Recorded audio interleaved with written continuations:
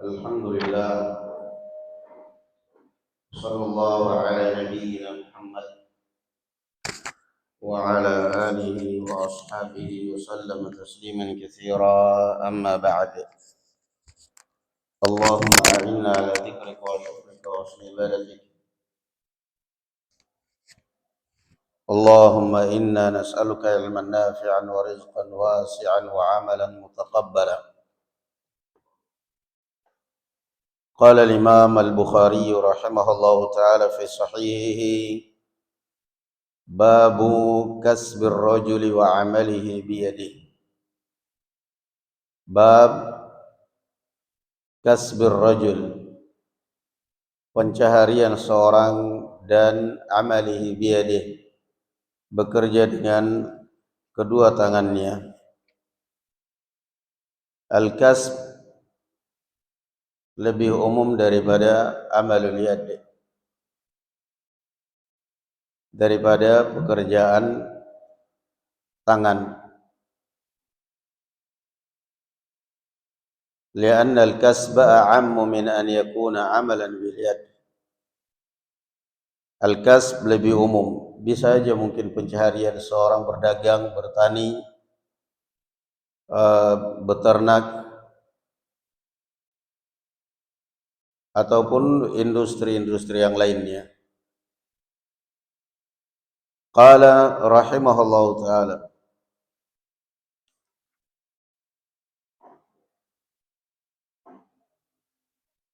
sampai para ulama berselisih pendapat antara tiga ini, antara berdagang, bertani, atau industri mana yang lebih afdal.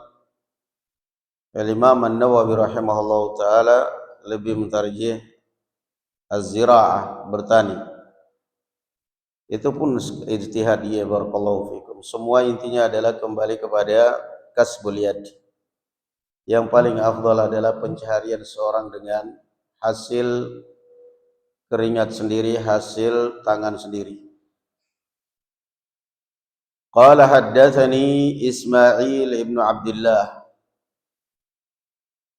qala haddatsani Ibn Wahab an Yunus an Ibn Shihab qala akhbarani Urwah ibn Zubair anna Aisyah radhiyallahu anha qalat, bahwasanya Aisyah radhiyallahu anha berkata, lamma istukhlifa Abu Bakr as-Siddiq, tatkala Abu Bakar as-Siddiq diangkat sebagai khalifah, qala laqad alima qaumi anna hirfati lam takun ta'jiz an ma'unati ahli. Setelah diangkat sebagai khalifah, Abu Bakar mengatakan radhiyallahu anhu arda, kaumku telah mengetahui bahwa profesiku cukup untuk membiayai keluarga saya. Yani pekerjaan Abu Bakar adalah pedagang, kaya dari hasil dagangan, dan dia mengeluh setelah menjadi khalifah. Karena kekuasaan bagi mereka adalah tanggung jawab. Kalau zaman sekarang semestinya ketika jadi khalifah bukannya mengeluh, malah senang. Senangan nguras uang. Abu Bakar mengeluh. Dia mengatakan, kaumku tahu bahwa selama ini pencaharian saya, selama ini saya bisa mencukupi keluarga saya dari hasil pencaharian saya, yaitu berdagang. Wa syughiltu bi amril muslimin. Namun sekarang saya tersibukkan dengan urusan muslimin. Mau gak mau dia sudah khalifah. Kalau dia sibuk berdagang seperti biasa, bagaimana dengan urusan kaum muslimin? Qala fasayakulu alu Abi Bakrin min hadzal mal wa ahtarifu lil muslimina fi. Maka Abu Bakar pun mengatakan, maka saya dan keluarga saya mau nggak mau terpaksa makan dari harta ini, yakni harta negara, namun saya akan bekerja untuk kaum muslimin. Artinya dia mengambil upah dari negara, hasil dari bekerja dia untuk masyarakat, untuk rakyat. Dia bekerja kembalikan ke rakyat, saya akan mengambil dari situ. Dia bukan bekerja mengambil uang rakyat. Itu bedanya antara khalifah zaman dahulu dengan sekarang. Banyakkan sekarang bekerja untuk memeras rakyat. Pajak sana sini. Pajak kendaraan, pajak bangunan, bahkan pajak kesehatan. Pajak kesehatan pun ada, BPJS. Orang sehat suruh bayar. Persiapan sakit. Naam. Semuanya. Maka Abu Bakar radhiyallahu anhu arda mengeluh setelah menjadi khalifah. Beliau sudah merasakan tidak bebas lagi, pencaharian beliau pun terganggu. Kalau saya sibuk berdagang akan terganggu. Maka beliau mengatakan minta izin. Beliau meminta izin kepada kaum muslimin. Beliau meminta izin kepada kaum muslimin. Beliau mengatakan saya akan makan. Saya dengan terpaksa minta izin. Saya akan makan dari uang negara ini, tetapi saya akan mencari, saya akan bekerja untuk kepentingan kaum muslimin. Nah, itu Abu Bakar As-Siddiq radhiyallahu anhu ardhah. Qala, dan ini juga barakallahu fikum adalah orang akan lebih terhormat, akan lebih terhormat, akan lebih terpandang ketika punya keahlian, laki maupun perempuan. Perempuan di dalam rumah pun juga seperti itu. Dia akan lebih dihargai, akan lebih dihormati oleh suaminya kalau dia punya keahlian. Kalau dia punya keahlian, bisa membantu, bisa menghasilkan. Naam. Asma bintu Abi Bakar radhiyallahu anhu arda bekerja untuk barakallahu fikum membantu suaminya. Akan lebih dihargai, akan lebih dihormati. Akan lebih dihargai, akan lebih dihormati oleh suaminya ketika dia punya pencaharian khusus, dia punya kelebihan, dia punya keahlian dibandingkan dengan wanita yang hanya berpangku tangan, hanya menunggu dari suami, hanya menanti hasil, hanya menikmati hasil, tapi tidak mau berpikir untuk membantu. Bahkan masak pun nggak bisa. Masak pun nggak bisa. Qala Abu Bakar As-Siddiq radhiyallahu anhu, beliau terbiasa dengan pekerjaan sendiri. Abdurrahman ibnu Auf ketika sampai di Madinah ditawari oleh sahabatnya, harta saya bagi dua, separuh untuk kamu, separuh untuk saya. Saya punya istri dua, kamu pilih. Belum ada hijab saat itu. Salah satu dari istri saya dari kamu pilih yang kamu sukai, saya akan ceraikan, selesai masa iddah kamu nikahi, silakan. Kamu ambil. Ini kan kesempatan. Kesempatan disantuni orang, separuh harta dibagi dua, kesempatan dapat modal, kesempatan gratis, bahkan dapat istri hisan. Tapi apa? Abu Bakar, Abdurrahman ibnu Auf dan itulah para sahabat, mereka bukan jiwa benalu, mereka bukan jiwa aji mumpung, mereka bukan jiwa manfaatin orang. Beliau mengatakan barakallahu laka fi malik wa ahli, dulluni ala suq. Beliau Abdurrahman ibnu Auf mengatakan, semoga Allah Subhanahu wa taala memberkahi hartamu, memberkahi keluargamu, tunjukkan pasar kalian. Saya lebih senang berdagang. Nah, saya akan berdagang dan Rasulullah sallallahu alaihi wasallam mengatakan khairu ma ya'kulu rajul min kasbi yadihi. Sebaik-baiknya konsumsi atau makanan yang dimakan seorang adalah hasil dari kerja dia, hasil dari tangan dia. Entah itu dia kerja apa, yang jelas jangan dompleng. Kalaupun berapa namanya dia karyawan, dia apa saja, kata Rasulullah sallallahu alaihi wasallam, la an yahtatiba ahadukum hazmatan fayahmiluhu ala atiqihi khairun lahu minan yas'alan nas a'tahu aw mana'u. Kata Rasul sallallahu alaihi wasallam, nah bangun ini, yang ngantuk-ngantuk. Yang lagi bicara kerja pada ngantuk.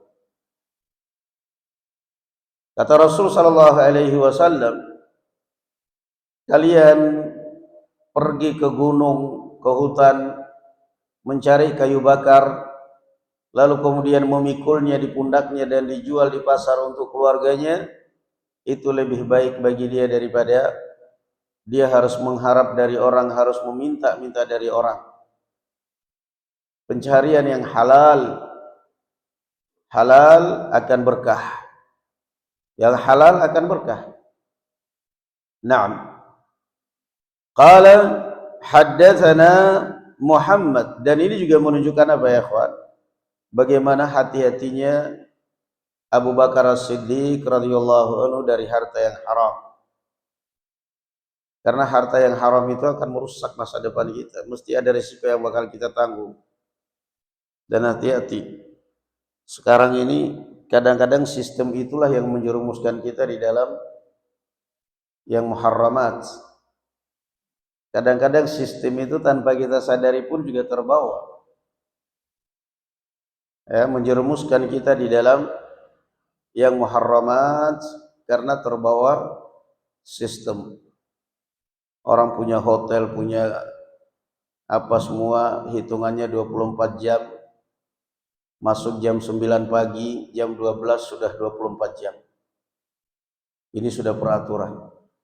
Peraturan kapitalis.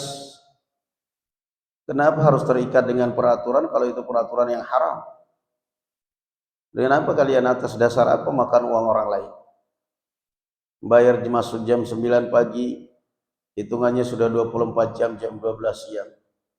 Pokoknya sudah peraturan. Yang namanya agama itu bukan tunduk sama peraturan. Peraturan tunduk kepada agama. Nah, kalau memang bisa dirubah, kenapa gak dirubah? Pokoknya sudah peraturan jam 12 check out, masuk jam 9, masuk jam 10 pagi, ya sudah, pokoknya hitungannya sudah jam 12, 24 jam. Masuk jam 7 pagi, pokoknya sudah segitu hitungannya.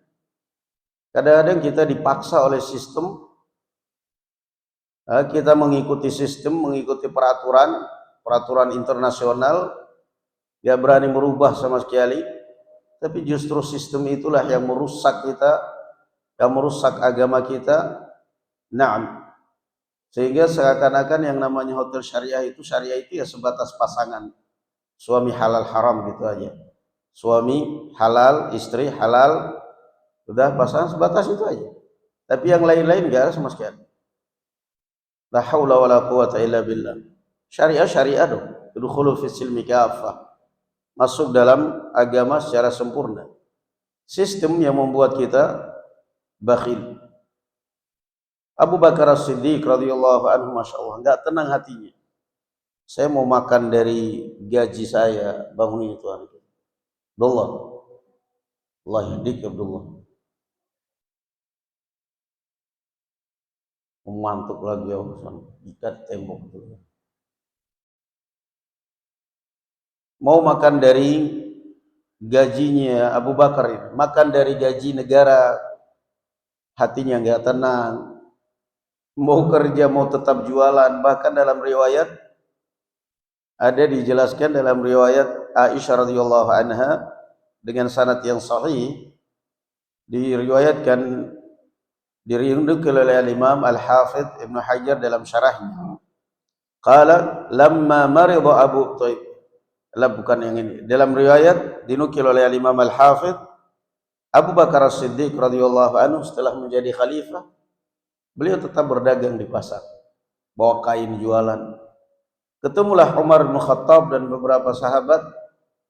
Mereka menegur, ya Khalifat Rasulillah, Anda masih berdagang. Saya mau kerja apa? Kata Abu Bakar.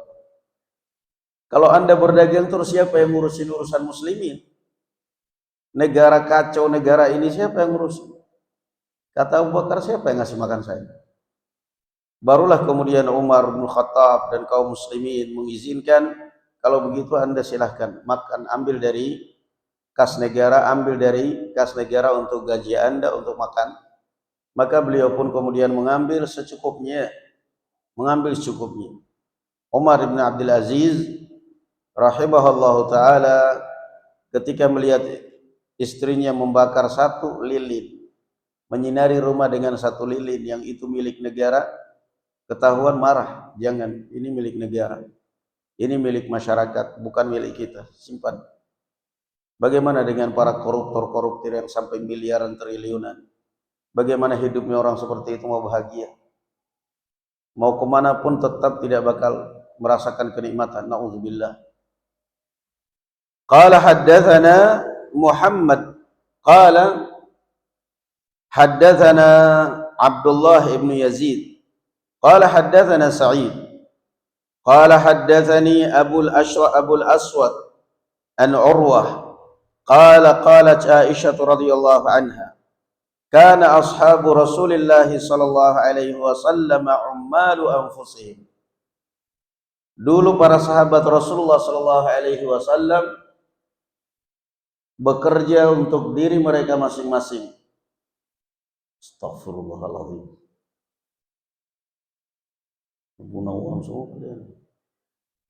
Bekerja untuk diri mereka masing-masing. Kama tayyib. Faqila lahum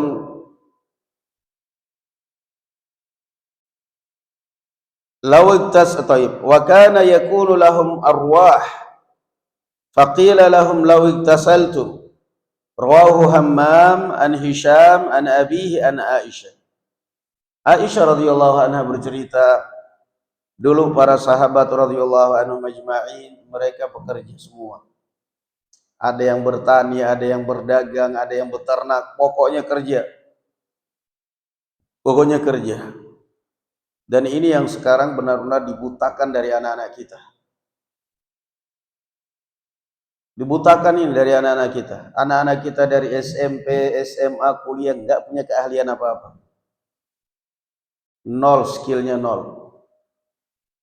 Yang ada di pikirannya pokoknya selesai kuliah saya cari kerjaan, saya cari kerjaan, saya cari kerjaan. Begitu S1, S2 cari kerjaan bawa ijazah, dilihat nilai IPK-nya tinggi, tetap aja ditanya pengalaman kerjanya apa. Masya Allah. Dari pagi anak-anak kita diambil dari pangkuan kita full day school dari pagi sampai sore, sampai tamat SMA, masak aja hanya bisa masak Indomie. Itu anak zaman sekarang. Nah, para sahabat mereka bekerja sampai kata Aisyah mereka kadang-kadang ya namanya orang kerja di pasar bertani ya bau keringat apa semua, sampai dikatakan lawik tasal tumbuk mandi kalau masuk masjid. Mereka bekerja nggak peduli. Ya. Nah, ini sekarang kadang-kadang heran gitu kalau ada ustadz, ya ustadz punya dagangan, misal dia jualan, siapa itu yang jualan? Ustadz. Kok ustadz jualannya? Siapa itu yang di kandang kambingnya? Itu ustadz. Oh, ustadz begitu ya. Memang kenapa? Halal. Biarkan dia bekerja, biarkan dia mencari sendiri. Lebih baik. Anak-anak zaman sekarang, Masya Allah, SMP, SMA, kuliah, nggak pernah berpikir ayahnya pedagang sukses, ayahnya punya usaha, sementara dia mengejar cita-cita kuliah, belum lagi selesai kuliah, orang tuanya meninggal, perusahaannya dikuasai manajernya, dikhianati, akhirnya orang tuanya perusahaan bangkrut, anak-anaknya miskin. Kenapa? Anak-anaknya nggak peduli dengan usaha orang tuanya. Itulah subhanallah sekarang itu yang dipikir kejar sekolah. Kesalahan di situ. Kamu kerja, sekolah sambil kerja dong. Supaya bisa pendidikan iya, pengalaman ada. Dulu tuh orang-orang tua kita mau nikah, apalagi perempuan, sebelum menikah itu mesti sudah persiapan semua nih. Sudah siap masak, sudah pintar masak, sudah siap merawat, bahkan dari kecil punya adik suruh merawat adiknya. Itu orang zaman dahulu. Apalagi kalau anak perempuan. Anak perempuan SD punya adik, suruh merawat adiknya oleh orang tuanya. Suruh ngomong adiknya. Sehingga sudah terbiasa ngomong adik, sudah biasa ngomong anak kecil, sudah biasa masak. Nah, sampai sekarang mau nikah, apa kelebihannya? TikTok. Apa kelebihannya? Facebook, live. Apa kelebihannya? Ya Allah, catat itu para wanita ya. Yang namanya orang sekali makan di warung, ternyata warung itu enak, dia akan ingat terus itu. Sekali makan di warteg, di warung ini, warung enak ini masakannya, dia akan ingat terus itu. Kemanapun dia pergi, dia mau kemana, pokoknya setiap ke Tegal ingat warung itu. Maka kalau masakan di rumah enak, kemanapun dia pergi mesti akan ingat yang di rumah. Di rumah nggak bisa masak, ya sudah. Nggak punya keahlian apa-apa, mainan melulu. Ya, jangan seperti itu.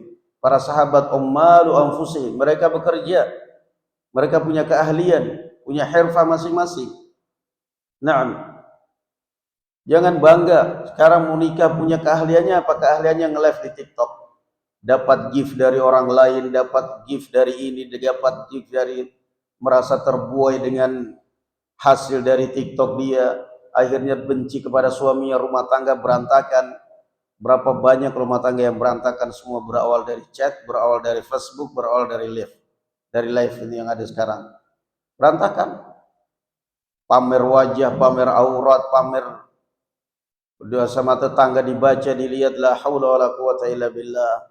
Bikinlah pencarian yang halal. Para sahabat ummalu anfusihim.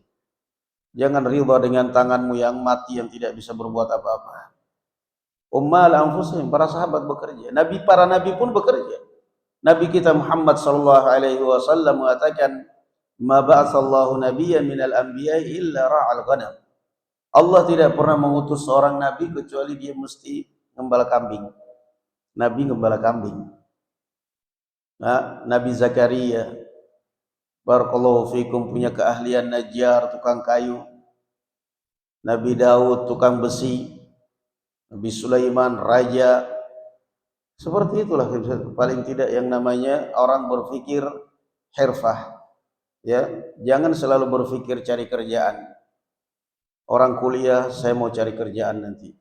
Kenapa kamu selalu berpikir mencari kerjaan? Kenapa kamu tidak berpikir saya menciptakan lapangan kerjaan? Lebih mulia daripada mencari. Mencari ujung-ujungnya dapat jadi karyawan. Tapi coba berpikir untuk menciptakan lapangan pekerjaan, hirfah, dari tangan dia. Na'am, barakallahu fikum, wallahu alam bissawab. Walhamdulillahi rabbil alamin. Assalamualaikum warahmatullahi taala wabarakatuh.